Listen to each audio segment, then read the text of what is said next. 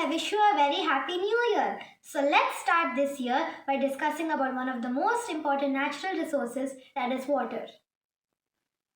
Water is very important in our daily lives. 70% of the whole world is made up of water and 60% of our own bodies are made up of water. Now all this talk about water is making me thirsty. So let me have a sip of water. Let me add some ice cubes.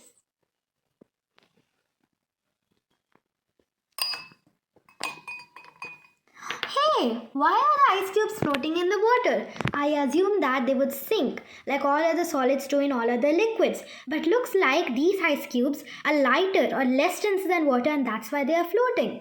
But why is this happening? This is only one of the unique properties of water. To understand this better, we first need to understand the structure of water or H2O. Now let's get to know about water structure. Water is a substance composed of the chemical elements oxygen and hydrogen. So this is an oxygen atom. There are 2 electrons in its first orbit and 6 electrons in its second orbit. It needs 2 more electrons to become stable. This is a hydrogen atom. It only has 1 electron and needs 1 more electron to become stable. Water is a covalent bond between one oxygen atom and 2 hydrogen atoms.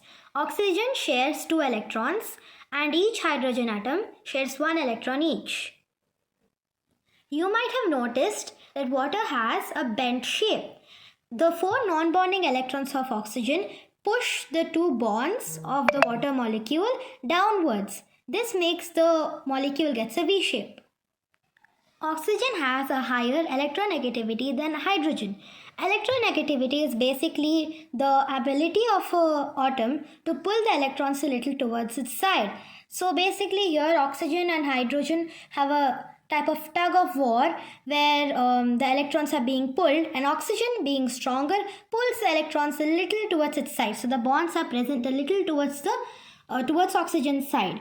So the oxygen part of the molecule appears slightly negative while the hydrogen part of the molecule appears slightly positive. Now let's discuss about molecular polarity. Due to the higher electronegativity of oxygen and the bent shape of the water molecule is dipolar in nature. This basically means that the water molecule appears to have 2 poles, the oxygen side being slightly negative and the hydrogen part being slightly positive. As we all know, the boiling point of water is 100 degrees Celsius. But why does water have such a high boiling point? Due to the polar nature of water molecules, there are a lot of electrical attractions between water molecules. So we need to provide a lot of heat energy to separate water molecules. This explains water's high boiling point. Let's understand this through this diagram. So these are the water molecules in liquid water at room temperature. So we can see that the negative part of one water molecule seems to be slightly attracted to the positive part of another water molecule and vice versa. So there are many electrical attractions between these water molecules, making them very attracted to one another. So it's harder to separate these water molecules from one another, and that's why we need to heat water a lot to separate the water molecules. So this is why it has a very high boiling point. Let's discuss the boiling points of different substances. So take H2O2 and N2 for instance. They are all non-polar and their geometry is linear and they have very low boiling points. This is because there is no attraction between the molecules of H2O2 and N2. They are all non-polar because the electronegativity of all the atoms in the covalent bonds are the same. So now let's take CO2. CO2 is non-polar.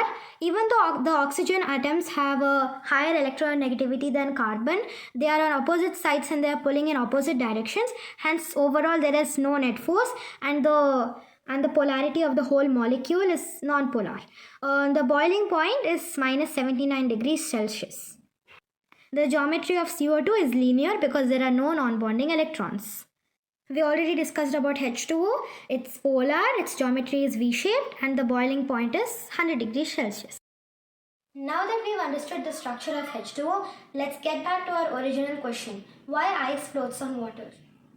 So this is the situation of the water molecules at room temperature. We already went through this.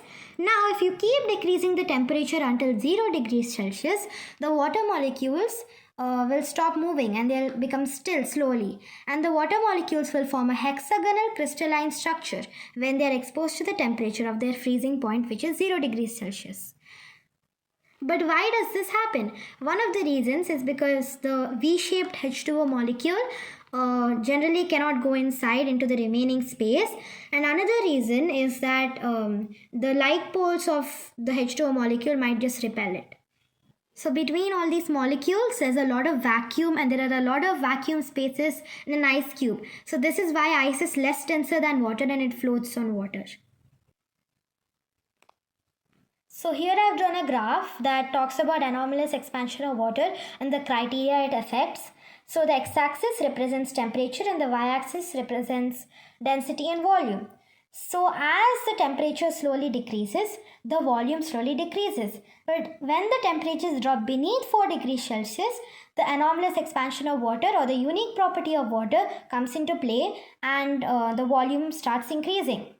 This is because of the hexagonal structure. Now let's talk about density. As the temperature decreases, the density slowly starts increasing. But when the temperatures drop below 4 degrees Celsius, the density starts decreasing again. This is because of the anomalous expansion of water. How anomalous expansion of water helps marine life in cold seasons. So here we can see an ocean or a lake, and when the temperature outside is around 4 degrees Celsius, the whole body of water turns 4 degrees Celsius.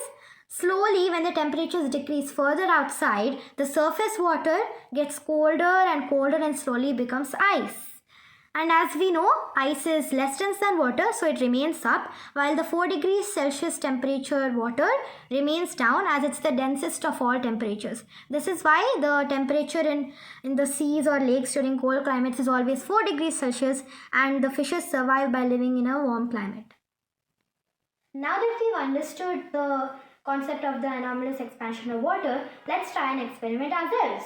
So here I've filled a beaker with water until 100 ml, as you can see here. So now what I'm going to do is that I'm going to keep that beaker in the freezer and check if the volume increases after the water becomes ice. It's been a few hours since we have put the water inside, and now the ice must have formed. Let's take a look at it. Here's the ice. Look at that. This is the 100 ml mark over here, and this was the level of the water earlier. But now we can see that the ice is well above it. It's right there. That's a great increase. It's very nice. The volume of the water has increased by 10%. And this is really good proof that water expands on cooling.